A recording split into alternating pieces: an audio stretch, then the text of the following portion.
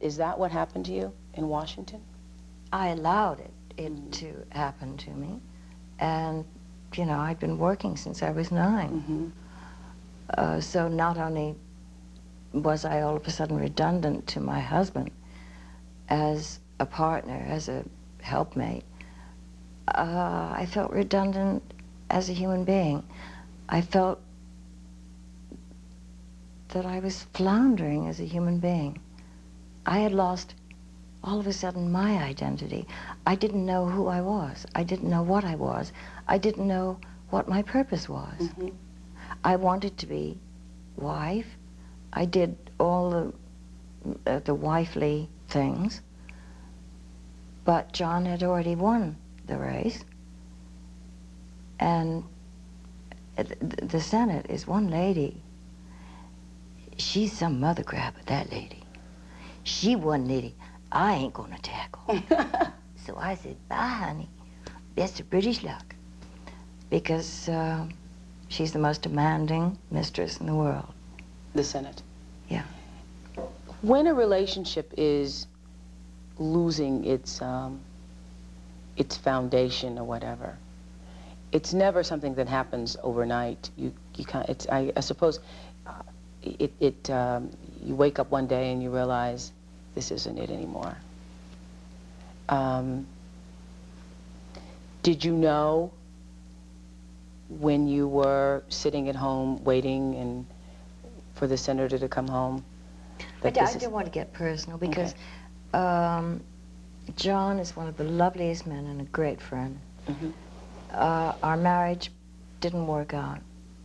It takes 2 people to make a marriage not work out. It takes 2 people to make a marriage work.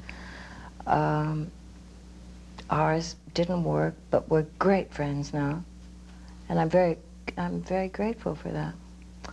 We're probably better friends now than we were when we were married. And yeah, I heard you stopped over in Washington recently. You were at the airport and asked him to bring you some chicken, and he did. Yeah. Yeah. And I was just on the farm a couple of weeks ago, and last weekend I was with his daughter, and you know, we're really good friends, and that's nice. Is it difficult to have friends when you are Elizabeth Taylor? Yeah, I didn't ask my friends. I don't think so. I wonder, just in terms of building good, sound relationships, because when you grow up and you're a child star and you have that kind of life, and which is so abnormal. I mean, you don't go to the senior prom, and you don't, you know, play with the kids across the street. You know, I mean, you're on set, and your teacher is, you know, in a bungalow someplace. When it's really not a normal life, so you don't grow up with, quote, normal relationships. And this whole process of building friends and getting to make friends and that socialization. Well, I had no childhood.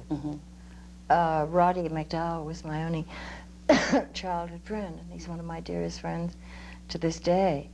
But between, you know, the difference between being a child and having childhood friends is quite different than being a mature person and having friends. I have a lot of friends now in very diversified walks of life, and so, I mean, really so totally different, and yet we're all behind each other. I wondered if, because your childhood was so isolated, I don't know, I'm playing shrink here, I don't know. Your childhood was so isolated, and you know, were talented and held in such esteem. If perhaps maybe that's why you have such a great relationship with Michael Jackson, who also... Oh, I'm sure yeah, it is. Because you identify with that. Michael and I can identify with a great deal that he went through and is going through at the moment, and will go through. We can cut through a lot of BS and get straight to the nitty-gritty with each other. He knows I don't want anything from him. I know he doesn't want anything from me. We get absolutely to the point with each other, and we adore each other. And he knows I've been there, and he has seen that I survived. And I think somehow that gives him a sort of confidence.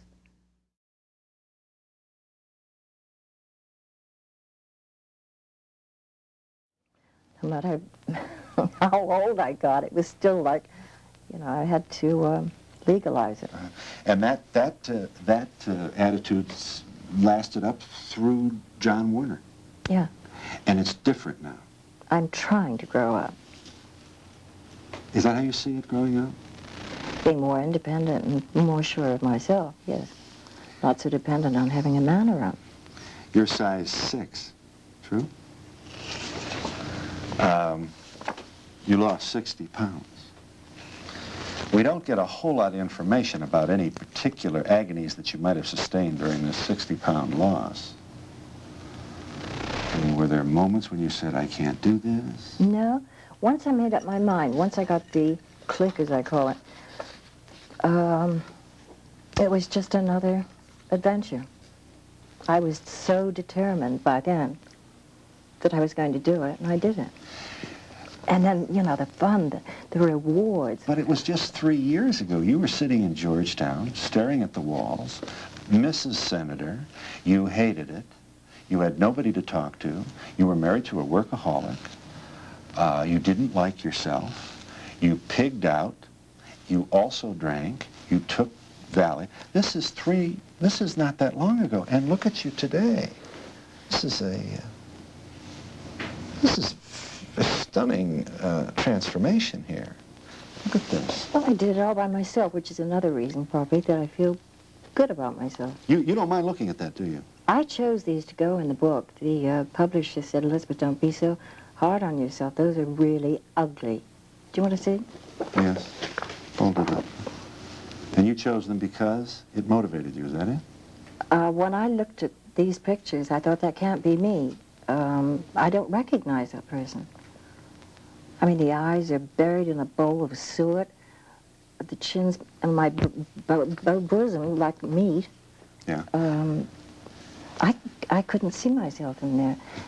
And where was my head when my eyes were looking in the mirror that I couldn't see that? I notice a picture, too, of you crowning a young teenage queen of something in Virginia as Mrs. John Warner. And you were heavy, very heavy. Heavy? I was a boiling piece. You didn't know that? I mean, how were you able to go up there and crown this beautiful young size for herself? And you what? I was in denial. I didn't want to see that. I guess like an anorexic doesn't see her balsamic skeleton. I mean, it's a eating disorder. You don't see yourself. You don't see the obesity. Just like an anorexic doesn't see the skinniness. And I, obviously, by the way I took care of my hair and the way I dressed, I didn't pay much attention to how I looked, so I avoided the mirror. Within this book about your shaking the booze, not an inconsiderable challenge. Now, I say in the very beginning that this book is about one addiction, my addiction to food, and I also explain why I don't go in depth about the alcohol and the pills, because that is a whole separate volume and a very serious book. But you did this all at the... Well, first you kicked the booze. You detox, is that how we say it? Yeah. And then you went to work on your body. Is that how About 3 months after. Because they encourage you when you're at the center only to do one thing at a time. And when I felt secure enough in my sobriety, I decided that I felt so great inside that I wanted the outside to match the interior, that they were at conflict with each other. And I wanted to feel outside as good as I felt inside. And don't preach to a fatty. You can't preach. No one could say to you, Elizabeth, you have to go on a diet. The more anybody say that to you, you go right for the ice cream. Oh, yeah. I would just become recalcitrant, put my heels in.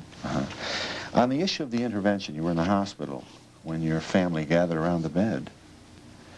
And as I understand intervention, one of the responsibilities of the family members is to share with the loved one some incident that was humiliating, or to remind the person that they really do have a drinking problem. It's called tough love, and it is. It must have been awful. It was amazing. Roddy McDowell was there, and he said that I became absolutely silent, and my mouth sort of opened as if I were about to gasp for air. that I didn't say.